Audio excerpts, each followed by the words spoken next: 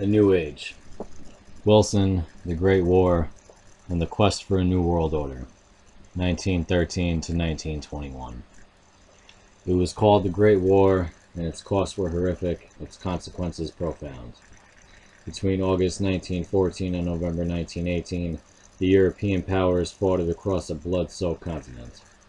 Harnessing modern technology to the ancient art of war, they created a ruthlessly efficient killing machine that left as many as 10 million soldiers and civilians dead, countless others wounded and disfigured. The war inflicted huge economic and psychological damage on people and societies. It shattered once mighty empires. It coincided with, and in important ways shaped the outbreak of revolutionary challenges to the established economic and political order. Together, the forces of war and revolution unleashed during the second decade of the 20th century set off an era of conflict that would last nearly until the century's end. Woodrow Wilson once declared that it would be an irony of fate if his presidency focused on foreign policy. Indeed, it seems more than a twist of fate, if not quite destiny, that placed him in the White House during this tumultuous era. He brought to the office an especially keen sense of his own calling to lead the nation and America's destiny to reshape a war-torn world. From his first days as executive chief, he confronted revolutions in Mexico, China, and later Russia.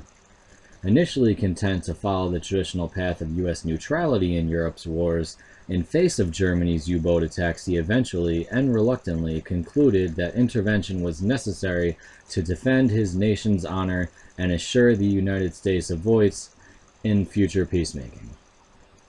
Once at war, he gave urgent and eloquent expression to a liberal peace program that fully reflected American ideals dating to the beginning of the Republic.